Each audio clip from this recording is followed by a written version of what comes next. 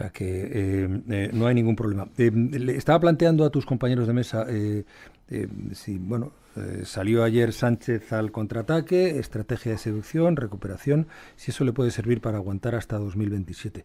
Aunque me decía Lara Hermoso, me dejaba encargado que te preguntara por el jaque pastor. Sí, pero es una jugada de ajedrez que tú, entiendo que si me lo plantea es porque algún tipo de referencia a tu forma de ver la política, alguna estrategia tiene que ver, pero no, si no hablamos de ajedrez en un ratito. De todas formas, la pregunta era si le puede servir todo esto, la seducción o la estrategia de tratar de recuperar o de sacar de sus dudas a recuperar a Junts, o sacar de sus dudas a Esquerra o a Bildu. A Podemos imagino que no, si eso le puede servir para aguantar hasta el 27.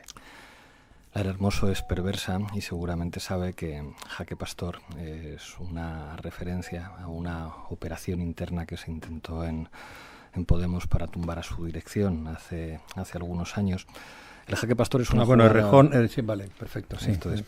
El Jaque Pastor es una jugada que en el ajedrez solamente, digamos, se le puede hacer a un jugador muy inexperto. Cualquiera que sepa jugar un poco al ajedrez sabe defenderse de un Jaque Pastor. Y aquello, bueno, pues fue como un significante de arrogancia, o sea, de pensar que se podía tumbar a la dirección de Podemos con una jugada de principiantes, y que pasó a la historia como pues uno de los primeros ejemplos de arrogancia y de soberbia del errejonismo. No sé muy bien con qué intención quería Lara Hermoso que hablara yo de esto, que a lo mejor es que es algún aniversario o alguna cosa. No, tenía que ver con la situación, me imagino que tiene que ver con la situación que se está planteando ahora, con el gobierno. No deja de ser una jugada de ajedrez la que ahora plantea Pedro Sánchez, de recuperar posiciones y mantenerse sin el jaque mate hasta el 27. Entiendo que debe ir por ahí. Sí, entiendo. O sea, la semana pasada, si te acuerdas, hablábamos de que la derecha ejerce el poder y el centro izquierda arbitra.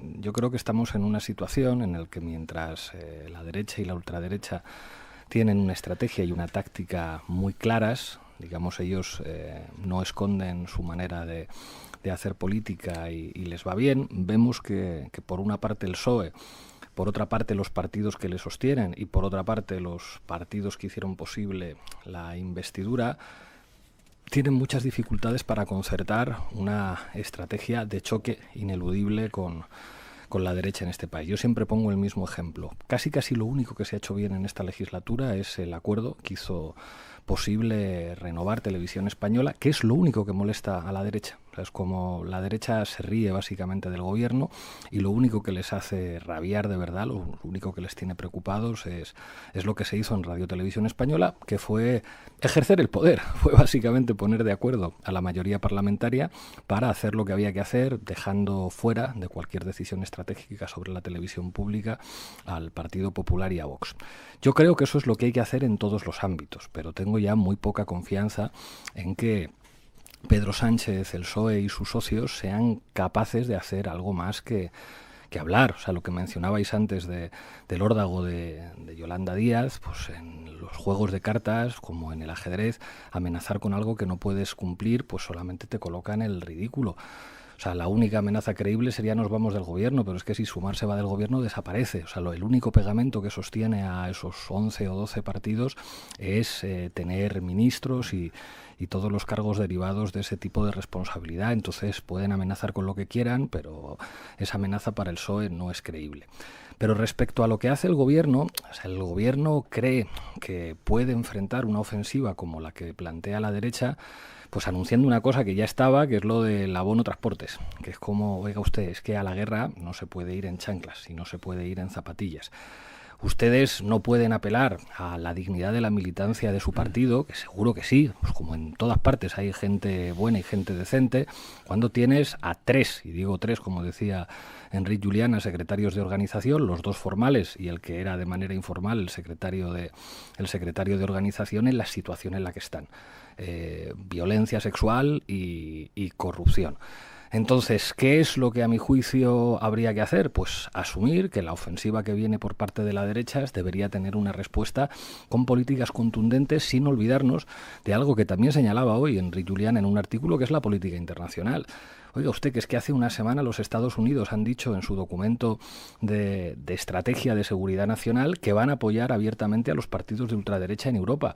Hemos visto una reunión con Le Pen, del embajador de Estados Unidos en Francia, y aquí vamos a ver que en cuanto haya elecciones, la embajada de Estados Unidos va a operar para que Vox esté en el próximo Consejo de Ministros. Claro, frente a eso, estar con el mayor gasto militar de nuestra historia para comprar material a Estados Unidos, no llamar a consultas al embajador de Estados Unidos ni expulsarle, tener aquí bases militares, seguir apostando por la OTAN y no apostar por un choque con la derecha, pues creo que es prolongar una agonía. Esa agonía va a tener una traducción pronta en términos de convocatoria anticipada de elecciones. Yo creo que no, básicamente porque creo que Pedro Sánchez no gana nada convocando unas elecciones generales en 2026, cuando las encuestas, con permiso de Tezanos, que va por su propio camino, están diciendo lo que dicen. Lo que pasa es que si no se hace una política de choque real con la derecha, si se siguen, pues yo que sé, como la semana pasada también, mi amigo Félix Bolaños homenajeando la restauración de la monarquía en 1975, que España no era una democracia, era una dictadura, y la proclamación de Juan Carlos como rey, pues es una vergüenza democrática tener al que fue jefe de Estado elegido por Franco jurando los principios fundamentales del movimiento. Pues creo que con esa actitud pues estamos en una agonía que no va a ninguna parte.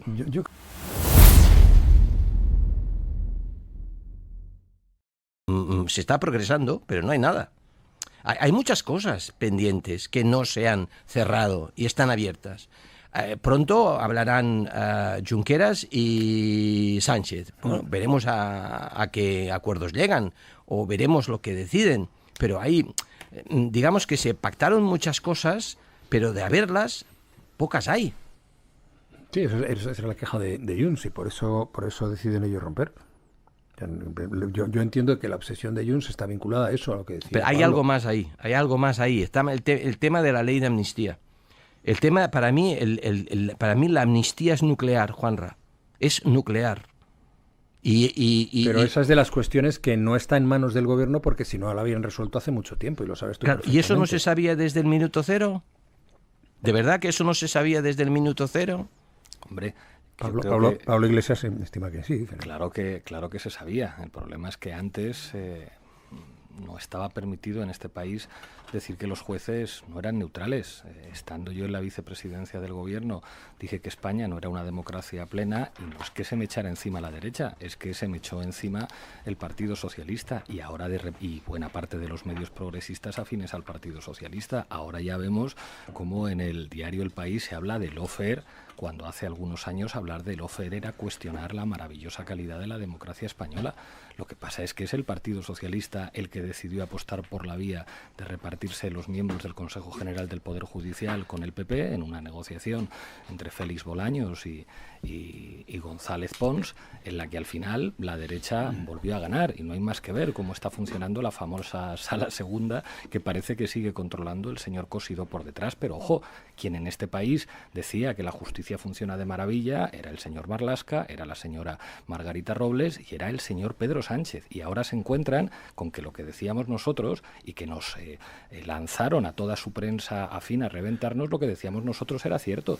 En este país Pedro Sánchez decidió sacar del Consejo de Ministros a Irene Montero porque las feministas habían llegado demasiado lejos, y decidió colocar en posiciones estratégicas a puteros y machistas. El señor Pedro Sánchez, el mismo que se fue a hacer una entrevista diciendo que sus amigos de 40 y de 50, ahora sabemos quiénes eran sus amigos, pues no entendían que las feministas fueran demasiado lejos. Es que hay algunos que, además de hablar del abono transportes, deberían salir públicamente a decir: nos equivocamos con la cuestión de los jueces, nos equivocamos con la cuestión del feminismo. Es que ahora encima sale Pedro Sánchez a decir que su partido es un ejemplo de feminismo para España, que es ya lo que le faltaba.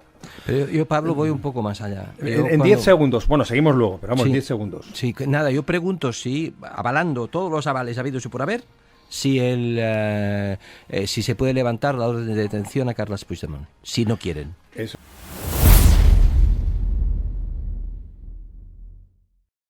Luego está la candidata de Podemos, que es verdad que está manteniendo muy bien no solo el discurso de la campaña, sino que es que está dando una imagen muy fresca y demás. En las entrevistas, de hecho, así se constata, pero es que el candidato del Partido Socialista, las encuestas le dan unos resultados muy, muy negativos. Hombre, hay quien dice que no es el mejor candidato posible, incluso quien lo piensa en Moncloa, creo yo. En Moncloa y allí, que hubo un conato de revuelta interna. Bueno, ahí hay una tendencia que a mí me parece muy interesante, que es la necesidad de otra izquierda para hacer frente a la derecha y a la ultraderecha. O sea, lo de Extremadura va a tener una lectura muy interesante porque allí se está apostando por un modelo de izquierda, hablo del modelo en el que está mi partido, en el que no está Sumar, en esa coalición, en la que es Podemos, Izquierda Unida, Pero tengo una duda, ¿Sumar apoya a la candidata de Podemos? No tengo la menor idea, eso habrá que preguntárselo a Sumar, pero es una coalición entre Podemos y Izquierda Unida. Sí, eso sí lo sabía, pero no sabía si Alianza Verde. Había habido un... No tengo la menor idea, pero vamos, los líderes y las figuras que participan en la campaña son los de los partidos que están en esa coalición, y yo creo que si se confirman las encuestas y hay un resultado todavía mejor que en el de las últimas autonómicas, yo creo que ese debate sobre qué tipo de izquierda hace falta en este país para enfrentar a la derecha que tenemos, pues se va a dar, y yo creo que lo que no funciona, pues está claro lo que es. Creo, la gran pregunta es si el Partido Popular puede zafarse de Vox o no. Si se zafa de Vox, también para Alberto Núñez Feijóo es muy relevante, porque entonces no tiene los problemas, por ejemplo, de Valencia. Como tenga que meterlos en el gobierno, ojo, ese es otro escenario, ¿eh? Es que esto que dice Pablo es muy interesante, porque yo creo que hay sectores que están empujando al PSOE, en términos estratégicos, a una posición de fuerza política que asegure que gobierne el Partido Popular sin que gobierne Vox. O sea, yo creo que para analizar siempre los movimientos que se dan en política hay que leer la prensa. El Grupo Prisa lleva una semana hostiando a Pedro Sánchez y al Partido Socialista de una manera que hacía tiempo que no veíamos. ¿A qué responde eso? Yo creo que responde a que hay sectores que ya han llegado a la conclusión de que al gobierno no le queda mucha mecha, de que en este país cuando haya elecciones va a haber una mayoría absoluta de Vox y del Partido Popular, y hay sectores del poder económico que dicen a España le conviene más un gobierno en solitario del Partido Popular apoyado por el PSOE. Para eso hay que terminar de matar al perro y, digamos, tiene que haber un cambio de guardia dentro del PSOE, volver a un estilo de PSOE más caoba, como decían Iván Redondo y Enrique Juliana. Si el PSOE se cree eso, si el PSOE cree que su papel en la historia es impedir que gobierne la ultraderecha en un alarde de responsabilidad, diciendo para que no entren los fascistas al Consejo de Ministros nosotros facilitaremos la investidura de Feijóo, si eso ocurre, yo auguro que el PSOE desaparecerá. Uy, qué prepotente lo que estás diciendo, un partido de 100 y pico años y no sé qué. Bueno, veamos lo que ha pasado en muchos países de Europa y en muchos países de América Latina. Yo creo que hay un viento que sopla en una dirección reaccionaria, con los Estados Unidos utilizando todas sus embajadas para hacer política. No desaparece en Portugal, Pablo. De momento. Bueno. Y de momento en las elecciones en Portugal, que hay unas elecciones presidenciales, que se presenta un militar, ya la ultraderecha ha dicho que presenta a su candidato. Yo creo que el proceso en el que estamos no deja espacio para el centro. Quien piense que hay una opción de centro en este contexto, creo que muere. Todos los que ahora mismo vayan al centro a morir en el pelotón de fusilamiento, gritando viva el centro, efectivamente acabarán en ese pelotón de fusilamiento.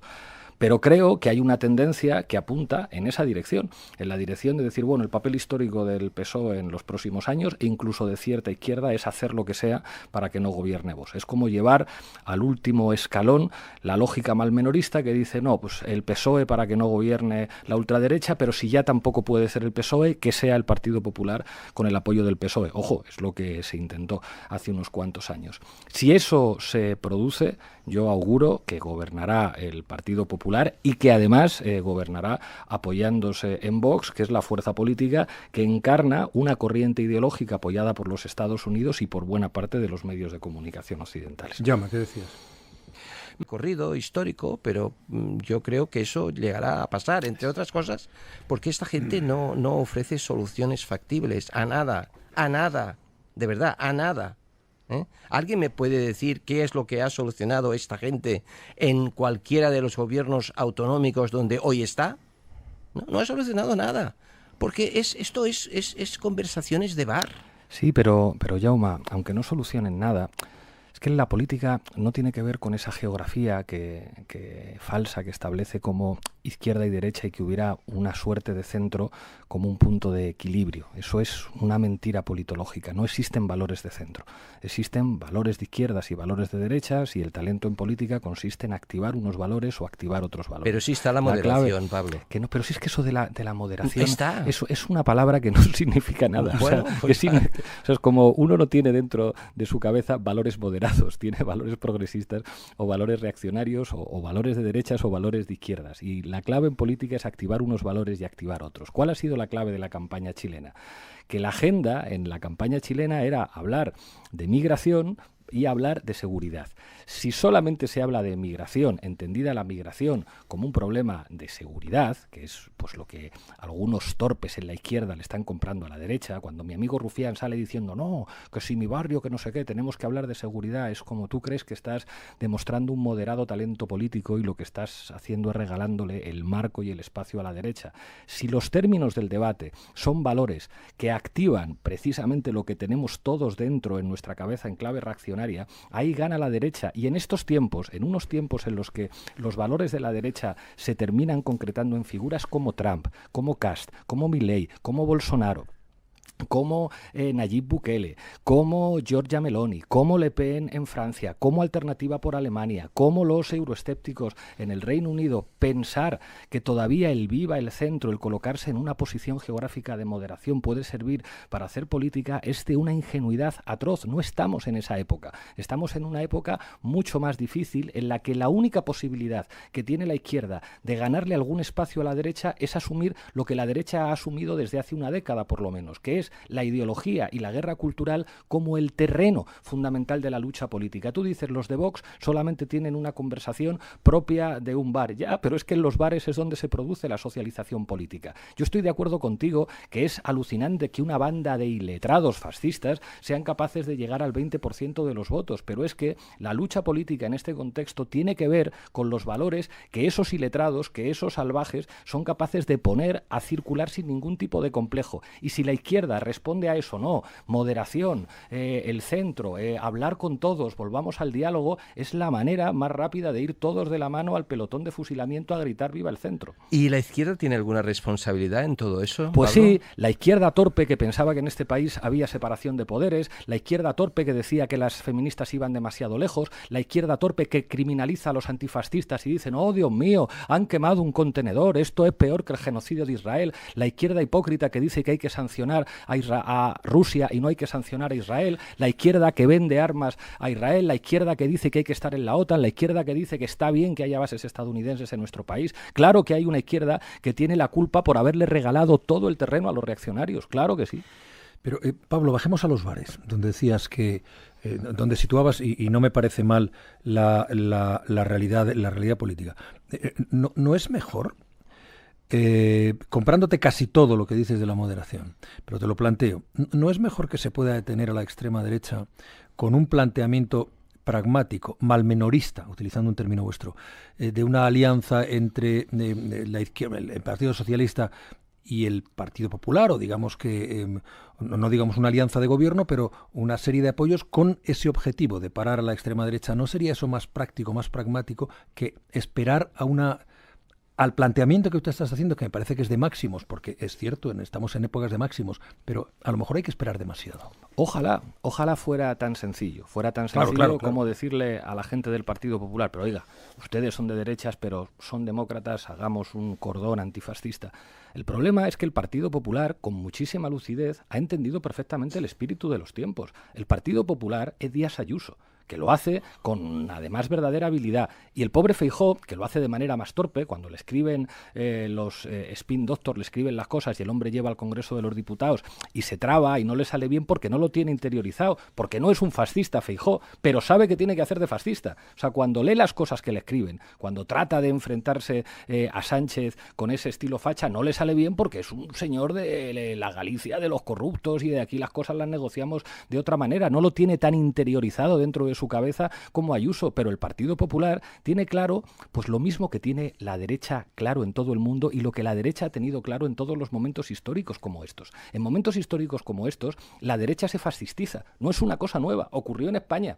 Es decir, en nuestro país hubo un proceso de fascistización de la derecha que después, pues algunos de esos señores se cambiaron de chaqueta y dijeron, no, si nosotros hemos sido democristianos siempre, democristianos, sin vergüenza. Si vosotros erais del franquismo, si vosotros erais de la dictadura, y nos tuvimos que acostumbrar a que un partido fundado por 7 ministros de la dictadura franquista se cambiara el nombre por Partido Popular y dijera, no, nosotros somos de la tradición democristiana, igual que los antifascistas italianos que combatieron contra los fascistas de Mussolini. Pero diga usted, si es que ustedes eran los fascistas, ustedes eran los que enviaron una división a combatir con los nazis en la Segunda Guerra Mundial. Esa es la historia de nuestro país. La fascistización de la derecha en momentos como estos es una realidad en todas partes. O no se ha fascistizado el Partido Republicano en Estados Unidos, o no se han fascistizado todas las derechas en América Latina, que en Chile han votado a un pinochetista hijo de un nazi, hijo de un tipo que era del Partido Nacional Socialista, que participó supuestamente en ejecuciones durante la Segunda Guerra Mundial y que el tipo no reniega de su padre.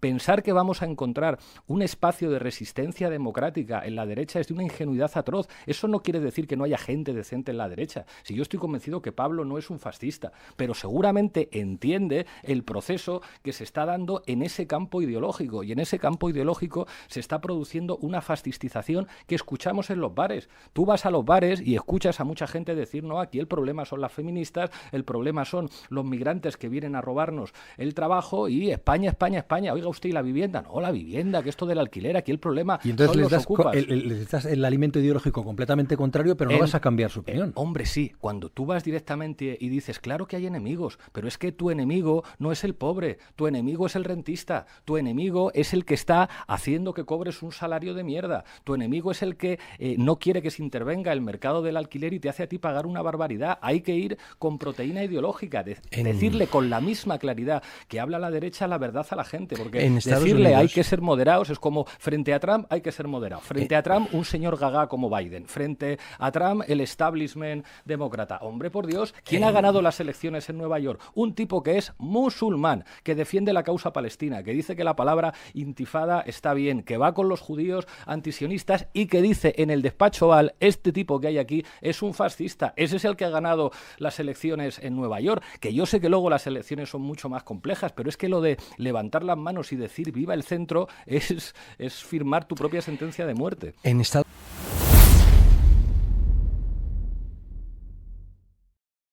que no estoy de acuerdo con lo que decía bueno, lo repito, que antes hemos tenido un debate a micrófono cerrado, el vicepresidente Iglesias, pero le denomino vicepresidente por respeto porque ha sido representante de todos los españoles y miembro del gobierno de España. Perdona, claro. Déjame que diga algo. Yo siempre a los presidentes les llamo presidentes, a los presidentes también. No sabía que al vicepresidente había que llamarle vicepresidente. No, bueno, yo a partir de ahora Pablo Iglesias le diré tertuliano vicepresidente. No, es mucho mejor. Algunos que hemos pasado por el Consejo de Ministros, si no has cometido delitos, te hacen miembro de la Orden de Carlos III. Entonces soy excelentísimo, señor. Sí. Yo voy por ahí a mis alumnos les digo, llamadme excelentísimo. Fíjate que cuando, en fin, es una gilipollet. Yo prefiero que me llames Pablo y... ¿A los vices se les llama siempre vices también, como los presidentes? No lo sabía. En teoría, cualquier ministro, cualquier vicepresidente tiene el tratamiento de por vida. Aquí entre nosotros, que no nos oye nadie, a mí me parece una gilipollez. Y que cuando tú cesas en el cargo, pues ya estás dejado de ser. Cuando yo renuncio a mi acta de diputado, en línea con lo que se está diciendo, renuncio cuando se fuerza la dimisión de Pablo Casado, a mí me dice el letrado, puede utilizar el rango de excelentísimo y además, oiga, usted es señoría para nosotros, ¿no? Y siempre me quedé con eso y además, bueno, pues a los cargos siempre yo he hecho esa referencia. He hecho este KitKat. Sí, discúlpame porque te he cortado. Sí. Porque ahora no es que fuera a hacer una enmienda a la totalidad a lo que ha dicho el vicepresidente Iglesias, pero puede, no sé si, porque también están más cerca las fiestas de Navidad o demás, pero yo esto de verlo, y además lo hemos hablado ya alguna vez, todo blanco o negro, ¿no? Es como siempre las trincheras, siempre además...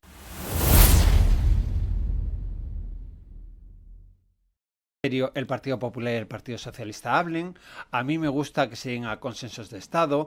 A mí me gusta que se entiendan las formaciones políticas cuando hay problemas de verdad, cuando el Pacto de Toledo y se reúnen o sobre la seguridad social o sobre determinadas cuestiones de los presupuestos. A mí me parece bien que eso se produzca. Sí, yo creo que no es un problema de que parezca bien o mal, sino de las estructuras de poder que hay detrás de eso. Ahora se habla mucho de la transición, 50 años después. A mí la transición que tú hacías una enmienda a la totalidad, pues yo... Sí, tampoco es, pero si no es a la totalidad es entender lo que pasó. O sea, no, pero yo puedo entender perfectamente lo que pasó y reivindicar la transición española. Pero es como, pero si es una reivindicación ideológica muy legítima, pero ¿qué había detrás del proceso de transición? Por una parte había unos Estados Unidos muy interesados en que hubiera un proceso de democratización limitada en Portugal, en Grecia y en España que dejara a los comunistas fuera del gobierno, como de hecho ocurrió en Italia, y apostaron por esos modelos de manera clarísima, que es algo que muchas veces se ignora en España, el papel de los actores internacionales. Eso ocurrió en nuestra transición. Nuestra transición tiene como característica que no se producen transformaciones en el poder económico de nuestro país. Nuestra transición tiene como característica que se pacta una manera de reconversión de la clase política franquista en clase política democrática, y todo ello queda sancionado en una Constitución que, con la excepción del País Vasco, votan en el resto de territorios de manera mayoritaria los ciudadanos. Eso es así. Lo único que queda fuera de la transición y de la Constitución es la cuestión territorial, que queda abierta en el título 8º y que se gestiona después a través del sistema autonómico con un mecanismo pues asimétrico en la práctica, en la que los gobiernos negocian con Cataluña y con Euskadi competencias diferenciales respecto al resto de comunidades autónomas. El problema es que ese mundo, el mundo que dio origen a la transición y a esos consensos políticos en los que el PP y el PSOE estaban de acuerdo con la manera en la que se tenía que integrar España en la Comunidad Económica Europea, con esa división del trabajo, terminaron estando de acuerdo también en la manera en la que se tenía que integrar España en la OTAN. ETA representaba un pegamento político de todas las tradiciones políticas en nuestro país. El problema es que ese mundo ha desaparecido. O sea, el sistema autonómico estalló por los aires porque una parte muy importante de los ciudadanos de Cataluña querían la independencia o como mínimo una relación jurídica diferente con el resto del Estado. El surgimiento de Trump y el impulso de las ultraderechas a nivel mundial ha cambiado por completo el papel de los Estados Unidos, que no apuestan por la democratización de nadie, sino que apuestan directamente por fuerzas de ultraderecha en Europa y por una guerra cada vez más abierta contra China. Claro, en ese contexto en el que las élites en nuestro país ya no están de acuerdo, en el que la cuestión territorial ya no representa lo mismo, en la que el proyecto de Europa está haciendo aguas por todos los lados con una dependencia respecto a la OTAN que va en contra de los intereses europeos, pensar que se puede volver al mundo idílico de la transición en el que Carrillo y Fraga se daban un abrazo es de una ingenuidad tremenda. Ni Europa es lo mismo, ni el mundo es lo mismo. Entonces, a los nostálgicos hay que darles un abrazo, pero hay que decirles, mire usted, el mundo de 2025 es completamente diferente. Y esto la extrema derecha lo ha entendido con una enorme lucidez. Por eso se compran medios de comunicación. Por eso Elon Musk se compra Twitter para poder hacer política a través de los medios. Por eso la Fox es la condición de posibilidad de que exista Donald Trump. Pablo, claro, si mientras tanto la izquierda dice, no, a la gente solamente le preocupa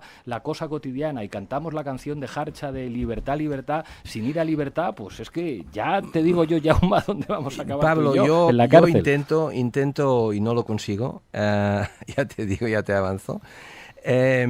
Si esto ocurre, yo creo que los que no estamos en derechas ni ultraderechas deberíamos hacer un análisis crítico del porqué. Y no hacemos este análisis, no lo hacemos. Es decir, por ejemplo, el tema Ucrania, ¿no? El tema Ucrania, bueno, Europa ha jugado con Ucrania, eso sí, dando dinero, comprando armas, pero no ha mandado soldados, evidentemente. ¿Y cómo va a terminar el tema de Ucrania? Pactando los... Estados Unidos y Rusia, claro. Exacto. ¿No hubiera sido más sensato cumplir la promesa que se le hizo a Gorbachev de no acercar la OTAN al este? ¿A que sí? Pero cuando nosotros decíamos estos, decían que éramos filoputinistas. No lo decía solo Podemos los intereses eso, de Europa. Que no lo decía no solo mucho Podemos más. eso, ¿eh? No.